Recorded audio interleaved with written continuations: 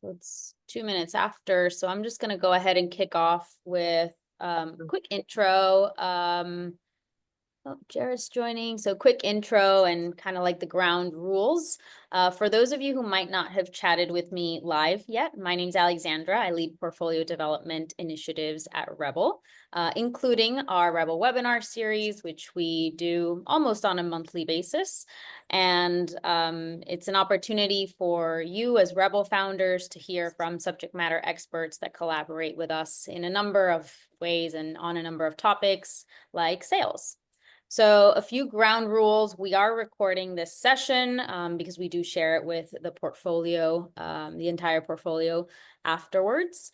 You can ask questions during Paul's presentation using the chat. And then after the presentation, we're going to have a Q&A session where you'll be able to unmute yourself. You'll be able to turn on your camera, etc. So very quick intro on Paul. He's a frequent Rebel collaborator, so this is not his first webinar with us. He's also a two-time founder and a startup operator, and he has nearly a decade of experience coaching hundreds of founders. So we're really excited to be doing another webinar with him, this time on the greatest mistakes founders make when selling. And before we officially kick off, just want to do a very quick plug for another webinar we're having end of May. We just kicked off our Rebel Lunch and Learn webinars, which instead of featuring subject matter experts like Paul, will feature Rebel founders. So we have a webinar on May 28th with one of our companies, Doxum.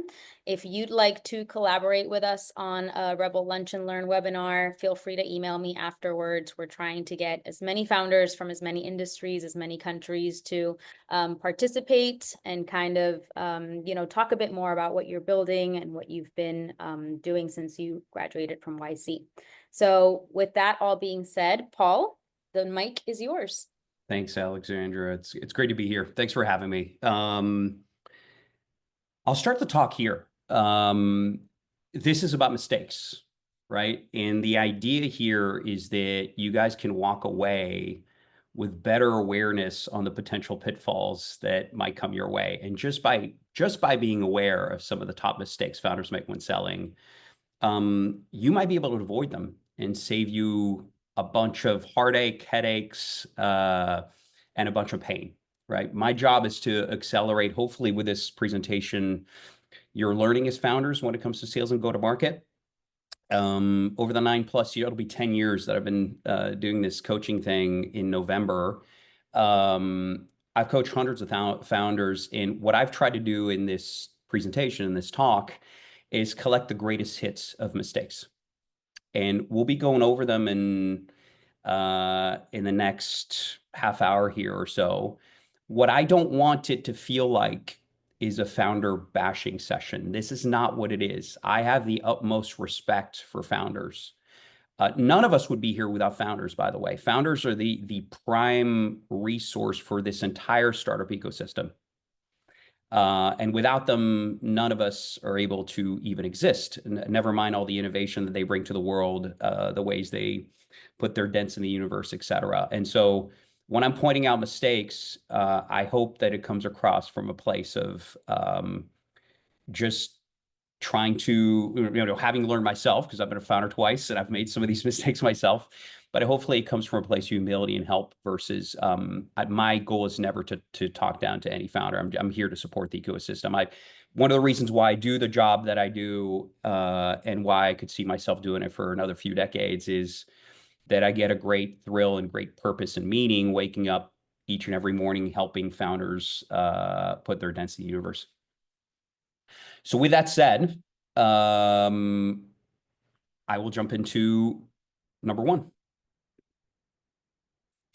I can't tell you how many times I've seen founders make this mistake. And it is critical because founders at times either don't want to sell or don't want to face rejection or don't feel like they're capable of doing it, the job of sales and go-to-market, and therefore, or sometimes feel like somebody else would be better at it than they would because they might not be classically trained in the discipline of sales. and they try to delegate sales before having found a repeatable sales process and having it documented in a sales playbook they can then hand over to new sales hires. Those are the two conditions you need in order to start hiring sales reps. And if you end up delegating too early, what ends up invariably happening is what I've called a sales reboot. You hire reps. They quickly, after being onboarded, realize that they don't have a clear path to revenue that's repeatable. These reps either stick around and you get frustrated with them because they don't hit their number, and you end up realizing that you have to let them go, or they also realize that by themselves that they're not going to be able to get to revenue repeatedly enough to hit their number, and they decide to leave the company. It happens a ton. It happens even when I warn founders not to do it. I'm currently working with a client today that is doing northwards of 5 million ARR. At about 3 million ARR, just to give you guys a sense, we worked with this company from 0 to 3. They, on advice from their VCs, decided to hire a whole sales team. So 3 or 4 reps, a sales ops person, a VP of sales. I told them to take it easy, maybe hire 1 or 2 reps and see if we couldn't get them to quota. What ended up happening is that 9 months later, they barely had any growth with all that sales team and all that overhead. They decided to let everybody go except 1 rep. That rep is still around, but we're still trying to get that rep to quota, right? And hopefully, and that rep has actually been demoted from AE to doing a lot of sales development activity. That's just one example. I can't tell you how many times it happens and how much money, energy, times gets wasted when a sales reboot has to happen. So if you ever feel like you are about to delegate sales because you don't feel quite capable, if you feel like you don't want to do sales because you don't feel like it's in your wheelhouse, come get some help. Talk to somebody like me, right? I'm more than happy to help you. A lot of the work we do is with founders that are trying to stand up the first version of their sales process and make it repeatable.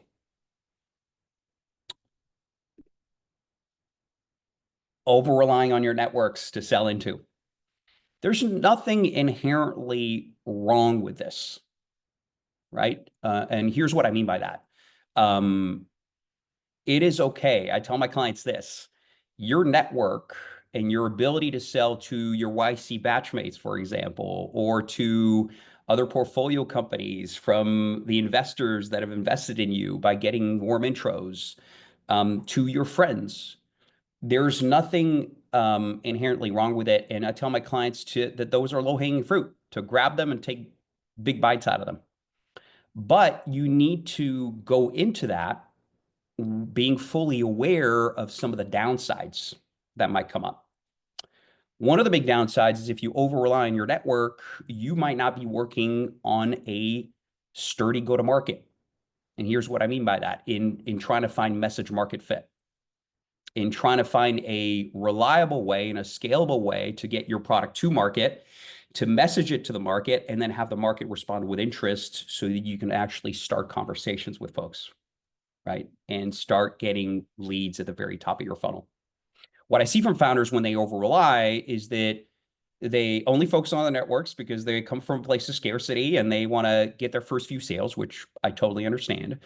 But after a while, and again, it sometimes enables them to get a little bit of revenue in the door. But if they don't work on their real go-to-market, what I call real sales, right? Putting a message out there to people that you don't know and have them respond with interest, you're going to get to a place where you might get that initial revenue bump and then it flattens for a long time until you have found that sturdy go-to-market that enables you to get leads at the top of your funnel.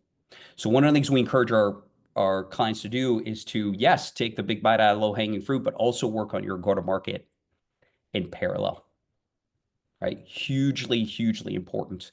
The other thing that I tell founders when they are relying on their networks or over relying on it is to be fully aware that they're selling to friendlies or friends of friends or people from their networks or mutual intros, and that they may not get the best signal from the market, right? What we want is the best founders I've found, the best founders I've seen when it comes to sales and go-to-market are the people that are hungry for honest, brutal, candid feedback, right? They are not shying away from it.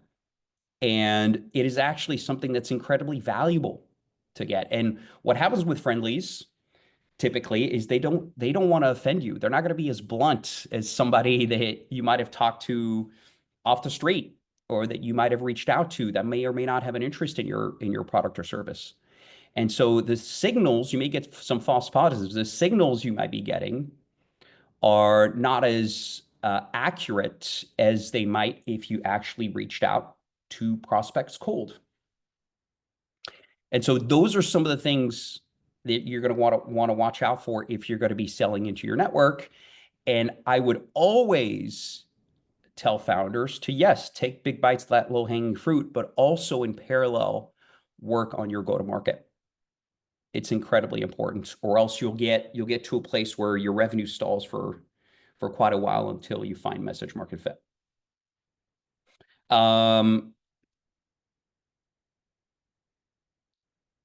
Why do we qualify as salespeople? Well, we qualify our prospects because a salesperson's most precious resource is their time, right? I'd even say as human beings, our most precious resource is our time, right? I'd extend it out from salespeople to human beings. And we don't want to waste our time on deals that are not going to close, right? Founders will come to me at times and be like, oh my God, I'm having a hard time with my closing. Our close rates are too low. They're at 15%. The first place I go to, right, when I get that question or that gripe from a founder is not their closing technique, their ability to surface and handle objections, their ability to convey value. First place I go to is qualification. Are they qualifying well enough, or are they letting prospects through into their pipeline as opportunities that really didn't deserve to be there, which in the end dilutes their close rate, right? So really important to be able to qualify properly. And at times as founders, and I've been one myself, we can get seduced into the idea that we want to do business with everybody, even though it's not a productive thing for us to do, right? We might loosen up some of the constraints when it comes to qualification. And so what we do with our clients, typically, one of the first things we do, if they haven't done it yet, is we want to get a firm grasp and a documented grasp of their ideal customer profile, their ICP. What does it look like? What are their qualification criteria, both hard and soft, right? A hard qualification criteria is if this company doesn't have this, they will not be one of our customers, right? If they haven't raised a seed round, they will not be one of our customers, versus a soft qualifier, which is, hey, if this particular company possesses this, there's a greater likelihood that they'll be a good customer of ours, right? You need to be that detailed about your qualification criteria. And then you need to be asking the right questions to make sure that folks are qualified opportunities in your pipeline. Well, and Paul, I'll also mention, and I just thought about this, you tell me if I'm right. I think the quality of your qualification process will also impact your churn rate in the long. Great point, Alexander. I'm glad you brought that up. Yeah, so qualification not only impacts your close rate, but if you end up closing people that wouldn't have been good customers, it can have a huge impact on your close rate. That's a great point. And on your churn rate. And it is, if you're in SaaS, right, which is about repeatability, recurring revenue, et cetera, if you don't mitigate your churn rate, or if your churn rate is too high, you're in deep trouble, right? Great point. This is one of my favorites to talk about, because we as founders, right, I haven't been one myself, we can get very proud of the product that we built. We want to show our cute baby to the world, and we want to show all of its bells and whistles. Isn't she cute, right? She can do this, that. the other thing. And that comes from a place of pride. And it's actually one of the reasons why I love working with founders and startup operators, because they have a great pride in what they've built and their contributions or potential contributions to the world and the universe. However, what we have to realize as founders is that our prospects and our potential customers do not necessarily care about buying another piece of software, right? What they care about is what the software is going to do for them. What are the value props? What are the high level benefits? How is it going to eradicate the pain that I'm living with on a day-to-day basis? Right? Those are the things that prospects really care about. And if we lead with features, all of its bells and whistles, without tying it back to value or to pain eradication, we're going to be in trouble as founders, because people don't buy features. They buy potential value that they're going to be able to derive from the product, or pain eradication. And so framing it as such will make everything in your sales process better. I'll give you an example.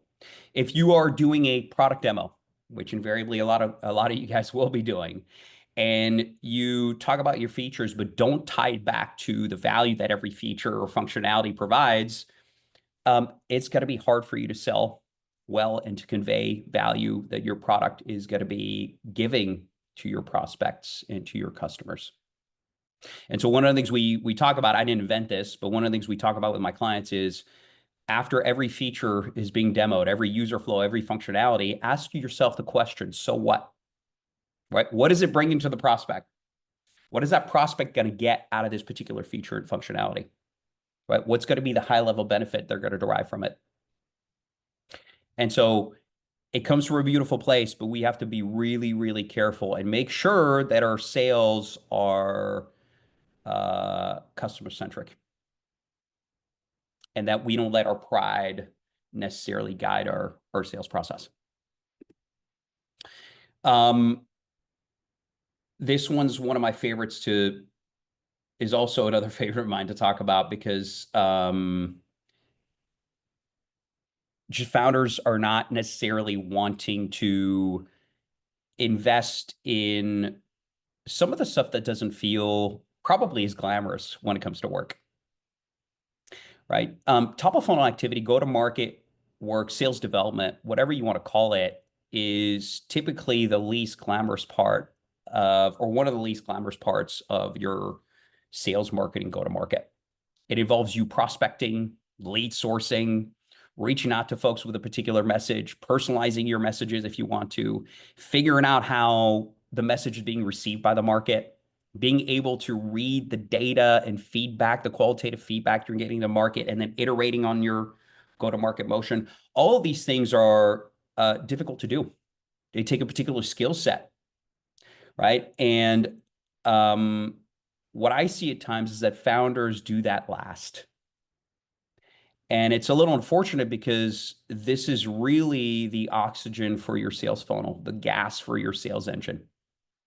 And the earlier you get to invest in this, the sooner you will get to what people call message market fit, which is part of product market fit. It's your ability to put a message out in the market and have people, right, prospects in this instance, your prospects, respond with interest. Incredibly important. Without it, you've got no sales conversations, right? Nobody's coming through your sales funnel. And so generally finding message market fit will take B2B companies 6, 9, 12 months.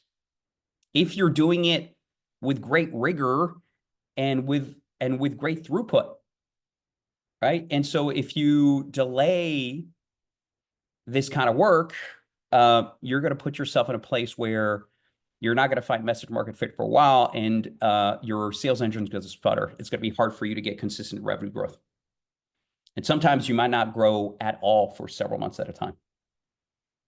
So as much as possible, put the hard yards in early. I even tell founders to do it even pre-product, right? As you want to validate what you want to build, your idea, your vision, start your go-to-market motion then.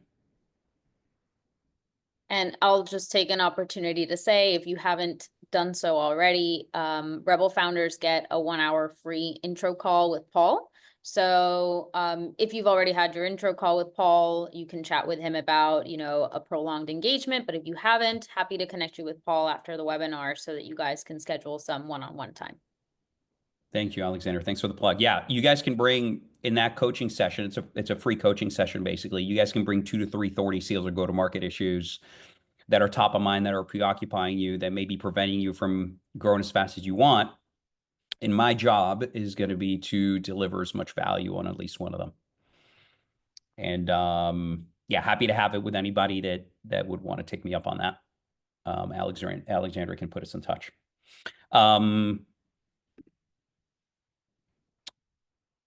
This is one that's related to some of the previous things we've talked about. We can easily forget to fully put ourselves as founders in our prospects' shoes. And yet it is one of the most powerful forces in sales.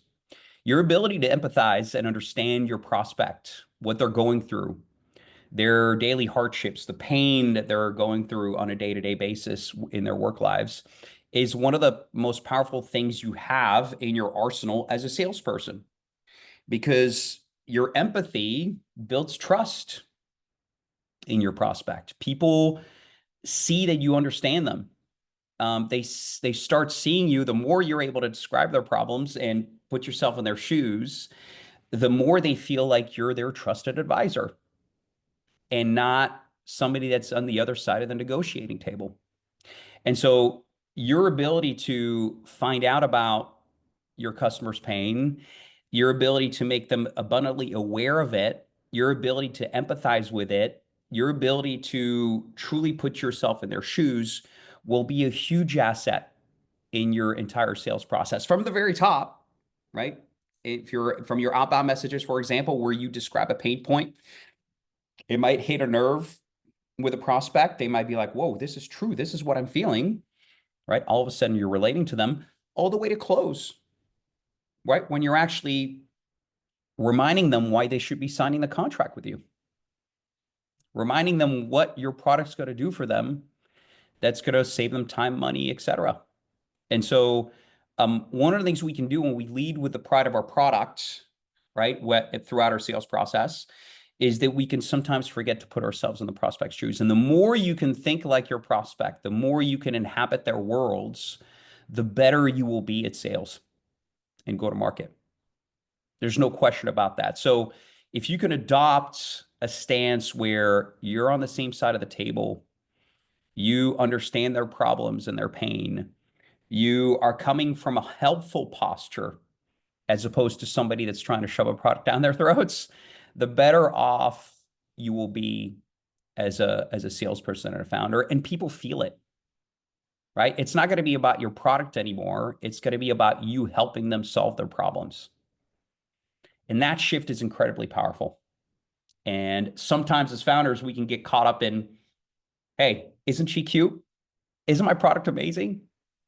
Right? And I get where it comes from, but it comes from that pride, which is awesome. But we have to try to make that shift to solving problems, if at all possible.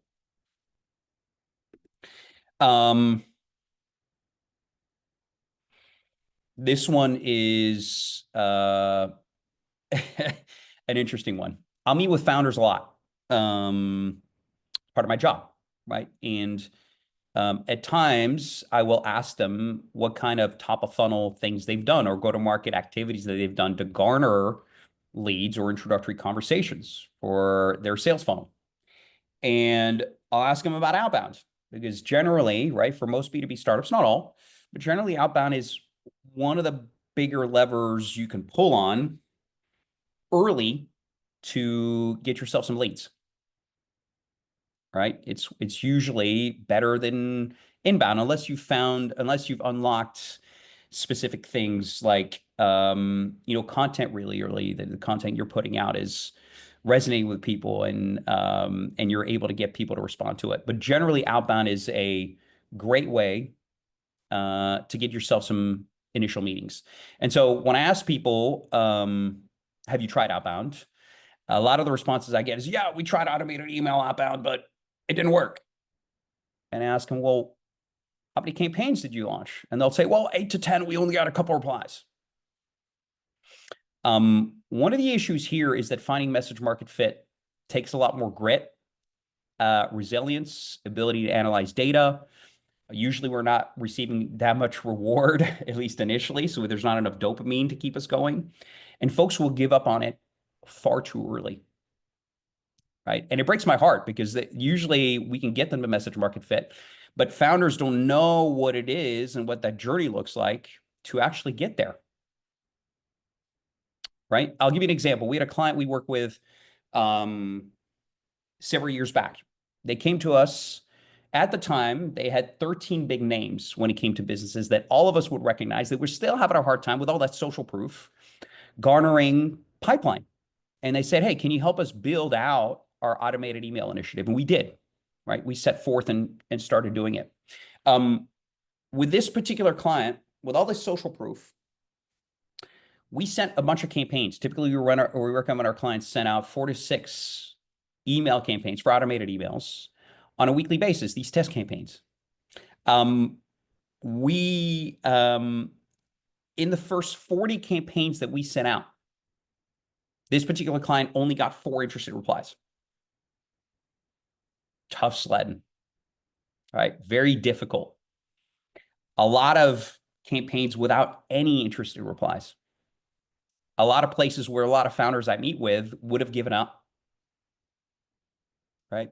But as we continue to refine the go-to-market, as we continue to look at the data more closely, as we continue to salvage some of the parts of the campaigns that weren't fully successful, but that were still worth salvaging, we got to a place 3-4 months later where we were reaching message market fit and generating hundreds of thousands of dollars worth of pipeline on a weekly basis.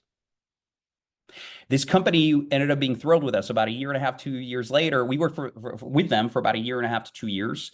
They internalized our process, ended up garnering themselves a ton of pipeline, right? Thanks to our collaboration. The reason I bring this example is most founders or startup operators that I meet with before working with them would have given up, right? And so what I try to do with clients is, and with founders we work with, is we try to get them to understand what finding message market fit looks like, and also what data to look at, like what are our North Star metrics? What things are we trying to optimize for, right? And what is the market telling us in its feedback? One of the more valuable skills I teach founders is the ability to read feedback both qualitatively and quantitatively in the form of data that's coming back from the market. The market will always be a much greater force than we will ever be, but like a surfer reveres the ocean, we need to bow down to the market and learn how to listen to it over time, right? What is it telling us in our interactions, right? What is it like? What is it not like? What can we salvage? That is one of the greater skills that startup operators and founders need to learn over time. And one of the things we teach our founders, it's like teaching folks how to fish, right? Because then they're able to iterate based on what they're learning from the market. And unfortunately, what I'm seeing from founders, right, is that they love data when it comes to their products. They're great at looking at engagement data within products. They're great at looking at daily logins, things that are working and not working, features and functionalities. My job is to help them transfer that love for data, right, that they love in their products, to their sales and their go-to-market. Speaking of markets, I'm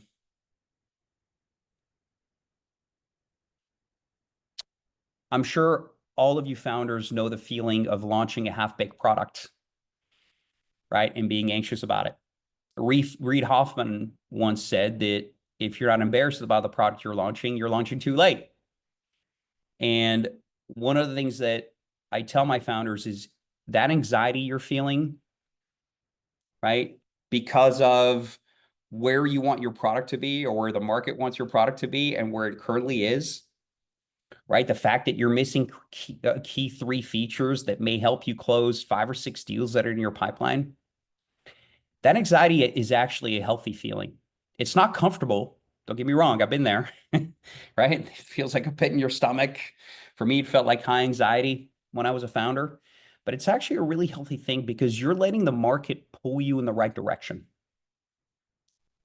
right? You're letting the market tell you what it wants versus building in isolation in your product cave for 6, 9, 12, 18 months, only to come out of your product cave with a product and hoping that people want, that businesses want what you've built,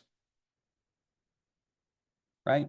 What you want to do typically is to get as much market feedback as early as possible. We even encourage our founders to do a bunch of work before they even write any code. Can you go out into the market and sign paid design partnerships before you've written one line of code? That's usually the biggest proof point. People are giving you money because they're feeling such an intense pain that they're willing to give you money even before you've started building, right? That's one of the greatest proof points you can have and one of the best ways you can de-risk your startup before even spending any engineering resources on building product. And so letting the market tell you where it wants you to go is one of the best things you can do for yourselves. Before building, as you're continue to build, as you get your first few customers, as you get past the $1 million ARR mark, critical to continue to get market feedback. It will guide you right towards and to product market fit. This one. This is what I preach about, right? If I could yell this one over the rooftops of tech hubs like San Francisco, where I am right now, or New York, or Miami, or wherever, right? Or Seattle, I would. Founders tend to think that their product demos are going to close business. That's a myth, right? Product demos are a worthwhile tool. Like they can generate a lot of excitement. They can get people leaning in, wanting your products. But what you're going to typically need is you're going to need a sales process with different steps in that sales process, different meetings, maybe a qualification call before you even do the demo, and maybe a customized demo, and then maybe a proposal review call where you actually give people the terms of a potential engagement, right? Or a potential contract, and you try to close them.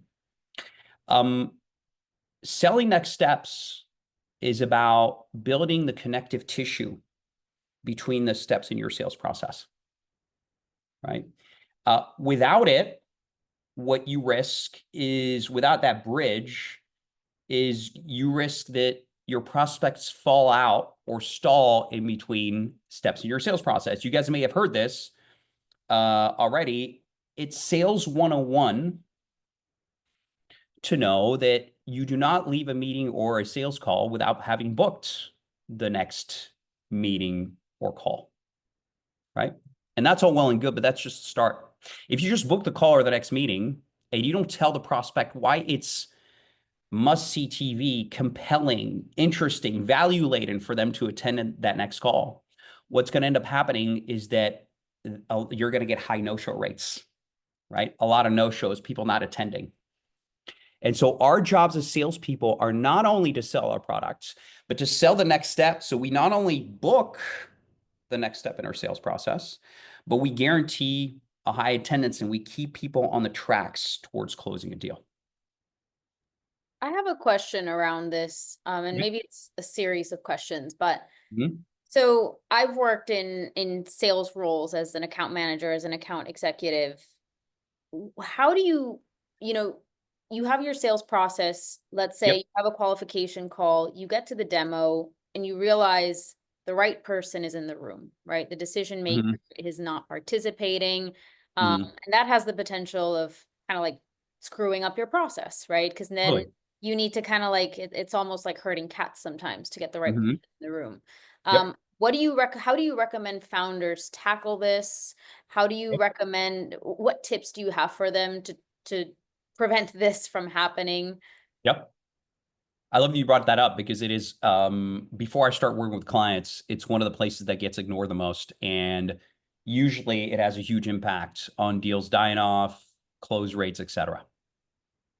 Right. And so what I tell founders, what I tell my clients is we need to obtain the buyer journey as early as possible in the sales process, usually within the first call or first meeting if you can. And so what does obtaining the buyer journey mean? It is obtaining the steps, timeframes, and stakeholders that you as the salesperson will have to go through to get a deal done. And actually not only getting a deal done, but the product implemented at your customers, because your sales process doesn't end at signature, contract signature. It ends when, at least in my definition, when your customers start deriving value from your product, right? So includes onboarding, implementation, et cetera. And you need to get that early because then you need to recruit, as you said, Alexandra, you need to get all relevant stakeholders to be exposed to your value, both of your products, you, the trusted advisor, et cetera. And so if you've obtained the steps, timeframe, stakeholders, and you know what the stakeholders are going to be in that first introductory call, then you can start recruiting them to the product demo if that's the next step in your sales process. And you can make it even a condition towards booking a demo if you want to. Some founders decide to do that. Some startup operators work with decide to do that in their sales process. We will only show you our product if we get your CEO to come on, right? And so, Alexander, what you might ask, your next question might be, well, Paul, what's the best question to ask to obtain the buyer journey? The one I like is to ask is, how do you typically buy software like ours? Or how do you guys typically buy technology? Or how do you guys typically buy a solution like ours? Right? And you want to get really, really, really granular about the steps, timeframes, and stakeholders. You want to make sure that they're to leave no stone unturned, because if you don't end up knowing what stakeholders to sell to, you might get ambushed. Deals might die. People might start ghosting you. You didn't even know why. And a lot of the reasons are because you didn't get in front of the right person Yeah. to No, and sell to. a larger an organization is, the more people are involved in buying any type of solution. And then all of a sudden you're talking to somebody at purchasing who you've Mhm. met before. Been there. Totally. Totally. Was that helpful? For me, it was. I hope Yeah. for the founders as well. Okay. That sounds good. We can tackle that in the Q&A if people have other questions about the buyer journey. This is an important one too, right? One of the things I see from founders sometimes, despite their pride, is that they might plod along in their product demos, right? Or even in their sales process. And we are porous creatures as human beings. Some of us more so than others, but generally our emotions are infectious, right? What we put out there in the universe, it catches on with other human beings. And as salespeople, we need to realize that part of what we're doing is we're transferring our enthusiasm for our product or service to a prospect or a customer. We get them genuinely excited about what we're excited about. And so our job is to not only have the energy, wherewithal, enthusiasm to project it out as we're demoing, for example, but it's also incredibly important for us to be able to pick up on signs of potential enthusiasm, excitement, et cetera, from our prospect, and realize that this is often going to be a positive feedback loop, right? If somebody's excited on the other end, as I'm showing a particular feature, I want to stoke that flame as a salesperson. I want to make sure to let them know that I'm excited that they're excited, so that their enthusiasm gets nurtured and fed further, right? So that it catches fire. At the end of the day, and a lot of people have talked about, and I'm not inventing this either, we buy because of emotion. as humans. Sometimes we fool ourselves into saying that we're totally rational creatures. Usually we'll buy because of emotion, and then we will rationalize it, right? We'll make up a rational reason or rational reasons as to why we made that purchase decision. And so I would encourage founders to remind themselves that they and the people they're selling to are porous creatures, that they're affected by the emotions and energies they put out in the universe, and that enthusiasm is one of the main ones they want to transfer to their prospects. Any questions? I know this was this might have been a lot. I think But- Joanne, can we switch to Q&A mode so that people can unmute themselves and participate if they wish? I think the chat or Q&A box will still be enabled, but yeah, these last few minutes, guys, we really want to just have you guys ask your questions. If you have any scenarios you want to walk through with Paul, this is the time to do it. He's an incredible resource that we at Rebel have actually leveraged for our fundraising purposes as well. So I definitely encourage you to use him now. Joanne, can we do this switch over to outside of presenter mode? Oh, they can just raise their hand or type their questions Okay. in, and then Got it. I can allow them to talk. Got it.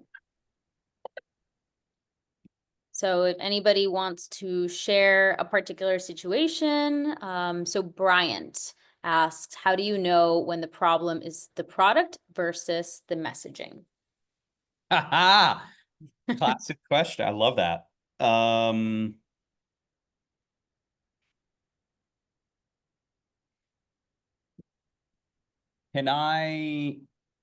wondering if I should pull up a whiteboard for this one. No, I'll do it. I'll do it without a whiteboard. Product market fit. Bryant with a T at the end? Yes, Bryant. Hey, Bryant. Oh, I now see you. I'm sorry. I hadn't seen you. Thanks for joining us. And thanks for being here. Product market fit is a function of both your product and your sales and go-to-market execution. You need high levels, right? In decently high levels, in some minimum level in both of them, in order to get you to product market fit. You could have the best product in the world, but if you haven't found a way to convey its value to get it in front of potential customers, it's going to be a product in isolation. You could have the best sales and go-to-market execution, but if your product is not relevant, not good, etc., you're still not going to be able to find product market fit. You're not going to be able to move it, right? It's not going to sell. And so one of the ways to find out if you've got a product issue or a sales or go-to-market issue is to get better at sales and go-to-market, right? Up-level yourself in that realm. And that will do one of two things generally, right? When we work with clients. Because listen, of those two variables in the equation, quality of your product and your ability to execute from a sales and go-to-market perspective, I'm going to be minimally helpful on the product side. Yeah, I might be able to help founders or startup operators. I may enhance their abilities to listen to the market, take feedback in on their product, maybe install some product feedback loops, but generally it's the other side of the variable. And so when we up-level our founders or startup operators' ability to sell and go to market, one of two things happens if they're in the product market fit phase. One, which is the first outcome, is the one we are most excited about, is when your revenue goes up and to the right. Right. And what that generally tells us is that you had a great product already that people wanted and needed, and we just unlocked the sales and go-to-market piece. If you start up leveling your sales and go-to-market skill, and you don't get that outcome, generally what happens is a bright light gets shined on your product. And what I mean by that is it becomes abundantly clear that your product doesn't do what people want it to do. It doesn't eradicate enough pain, right? It doesn't deliver enough value. And hopefully in the way you've sold or you've gone to market, the form of feedback that you get is as follows. You get a sense that if you are able to build feature A and feature B in the next 2 months, you will be able to close the $275,000 worth of pipeline you have in your CRM, right? If you're able to isolate it to that level, then you are engaged in market-led product development, and you've got a really clear sense as to what needs to get built in order to get closer to product market fit and to get your product moving off the shelves. Does that make sense, Bryant? Yeah, super helpful. Thank you. Cool. I'm glad. Luis, if you want to ask your question live. Yes, thank you. Hi, Paul. Yes. Quick question. What's the right way to do outbound early on?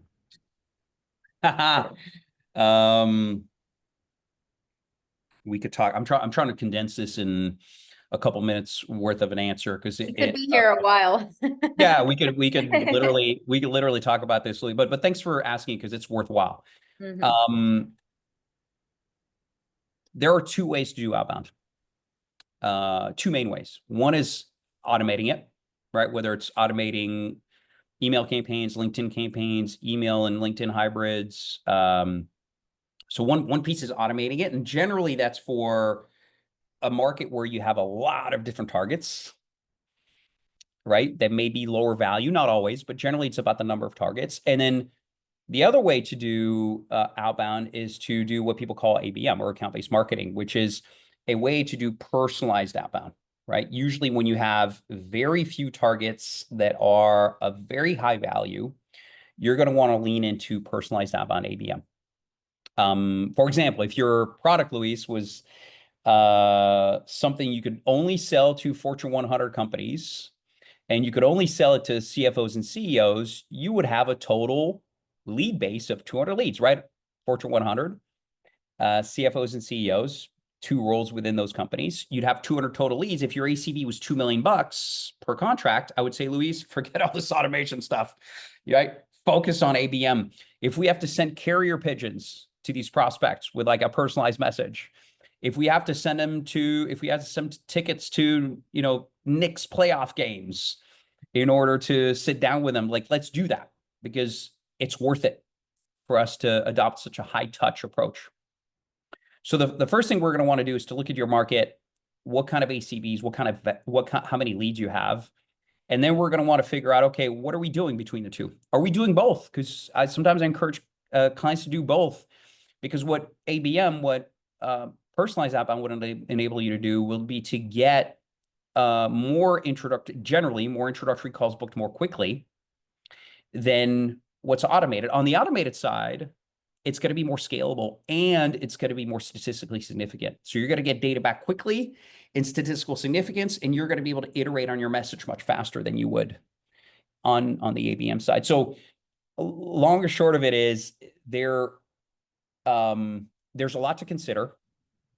Luis, I'm more than happy to work on that with you, in that coaching session at no charge if you want to take it up with me. But it can be, there's a lot to consider to do it well. And I haven't gotten into, the copywriting, the outbound copy building blocks that goes into the copywriting, how to read the data that's coming back from the market or the feedback, how to iterate on your go-to-market based on that. So it's what I have found with founders is that they don't realize how big of a topic, right? And it is. And sometimes they think, oh, I'm just going to send out a few emails and see what happens. And generally, you're going to have to up-level your skills when it comes to go-to-market over time. Thanks. We actually already have a scheduled session for later today. So happy to. Already? Yeah. Yes, let's go. And Let's do it.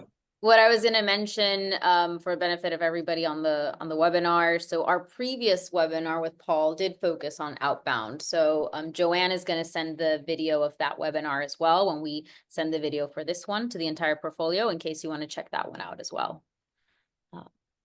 Oh, Jared's got a question. Jared, go ahead. Hey, Paul. Hey. First of all, before I ask my question to you, Paul, I just want to encourage all of our portcos who are on this webinar or watching the recording to take Paul up on his generous offer. This is the second time we've invited Paul to present through our monthly webinar series. As Alexandra mentioned, we've even hired Paul internally at Rebel to help us with our LP fundraising for our next fund. And essentially a sales process. If you're a venture fund, the thing you sell is access to your fund to LPs. And I think Paul's very good at what he does. And as an investor, I've invested now in hundreds of YC companies, and there's nothing more frustrating as an investor to see a founder that's built this amazing product. We don't invest in companies if their product's not amazing, but their revenue is not growing just because they're not good at sales and go to market. So Paul can help bridge that gap, and YC particularly has a bias towards technical founders that are great builders, as they should. But selling and building are two different skill sets, and I think Paul can help great builders become great sellers, which is important. So with that, Paul, I'll give you kind of a underhand softball pitch kind of question. Yeah. But Sure. if you could just tell everyone kind of what your engagements look like tactically, how you actually engage with founders, how you help them, how long typical engagements are, the coaching and advice you give them, just tell us what your product looks like. I'm going to help you sell me from now on, Jared. I'm going to bring you on all my, I really appreciate it. Thank you. And thanks for the plug. I love the way you described it, and I agree with everything you said from the way you see my work to the way you see YC. And so, yeah, and I'm thrilled to be collaborating more closely with you guys. I can't tell you how happy I am. Here's what we do. We do first thing we do with our clients is when we get started is we do a 2-week sales and go-to-market assessment. We do it for 2 reasons. One, really importantly, is I want to be as impactful as possible as a coach when we first start our monthly coaching cadence. And that's going to take me learning about your product, your market, your team, your industry. I really want to bathe in your business for 2 weeks to come out of it as impactful as possible. And so that's an important piece for me, just to get caught up and to get to a point where I can be a good coach for you.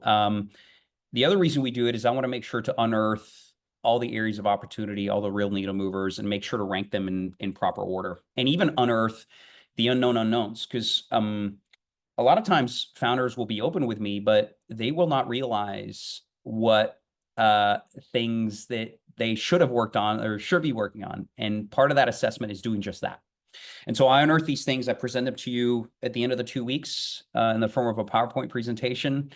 In a 45-minute session. It orients our work going forward. Usually we've got enough meat there to orient our work for the first 6, 9, 12 months of an engagement. And then our monthly coaching cadence works as follows. It's 4 1-hour sessions a month. There is Slack support in between where clients will send me all kinds of things like call recordings to review, feedback on particular deals that might be stuck,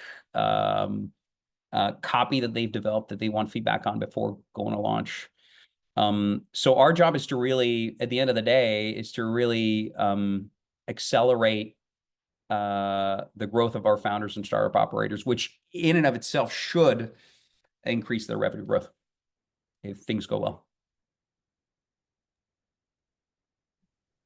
Anybody have another question? I think we have time for another question, or if you have a scenario you want to walk through with Paul, a sales scenario, anything related to buyer journey, go to market, strategy. We have just a few more minutes.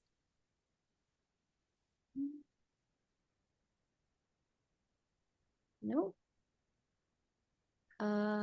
Luis, go ahead. Yes, I can ask another question. Awesome. Paul, regarding pricing, Yeah. we know how to price our product, and we just start with a, starting offer, and then every other demo we are like increasing, like seeing how customers react. What's the playbook around the right pricing? You like asking about meaty, juicy topics, Luis. I'm noticing. Man, I could go on and on about pricing. Pricing is about, so I'll give you a couple thoughts and then I'm happy to talk more about that with you. We could even do a talk on pricing if Alexander, if you'd have me back, I'm more than happy to cover Yes, that. But absolutely. but pricing is a huge topic. What you want to do is to price in such a way that you're getting maximal revenue extraction, right, from the customer, but you also want it to be commensurate to the value that they're deriving from your product or service, and hopefully it's at the intersection of both of these things. Luis, a lot of it has to do with testing and confronting yourself to the market and testing its willingness to pay. And so that's a pretty critical component to it. And so one of the things I encourage my B2B we mostly do B2B, right? 99.9% of our business is B2B, but I encourage my clients to do before they've nailed their pricing model is to not publish any kind of pricing publicly on their website, so that it gives us the flexibility to play around with different pricing levels and different pricing models, right? Different pricing structures. And a lot of it's going to be testing and confronting ourselves with the market and figuring out what people are willing to pay for. And a lot of it has to do with packaging too. We haven't talked about product packaging, but like, how do we best, is it a tier-based thing? Are people going to pay for usage? Is it more like a flat subscription fee? These are all questions that need to be thought of and then tested against the market. Thanks. Awesome. Well, I think we only have 2 more minutes, so I'm going to use them selfishly for myself. Yes.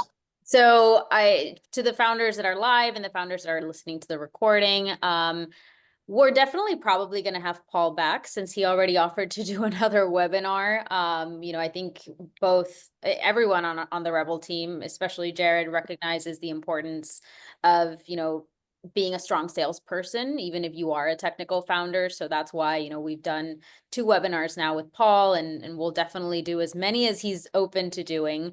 But if you have a topic that you'd like to hear more about, if you have a webinar idea, please let me know. I'm the person, Joanne and I are the people on the team who kind of like lead these webinars. I'm the person who's constantly sourcing potential speakers. We've done webinars on sales, on fundraising, on hiring most recently. Our next webinar in June will be focused on fundraising. So you'll be getting an invite about it later in May. And as I mentioned, we're doing Rebel Lunch and Learns now, which feature our startup founders. So if you'd like to do a webinar open to the public, right? So we'd invite the Rebel portfolio. We'd also post it on our LinkedIn. You can invite your prospects, your customers, your investors. That's just a 45-minute webinar and a space for you to talk about what you're building, your traction, and why your solution, is a good solution in the market, is a competitive solution. So please reach out to me if you'd like to learn more about Lunch and Learns, or if you have an idea for a webinar. And thank you all so much for joining. We really appreciate it, and we hope that this was a valuable session for you all. And thank you so much, Paul, again. Yeah, thank you guys. Always thrilled to be here. Thanks for having me. Awesome. Thanks, everyone. Have a great day. Bye.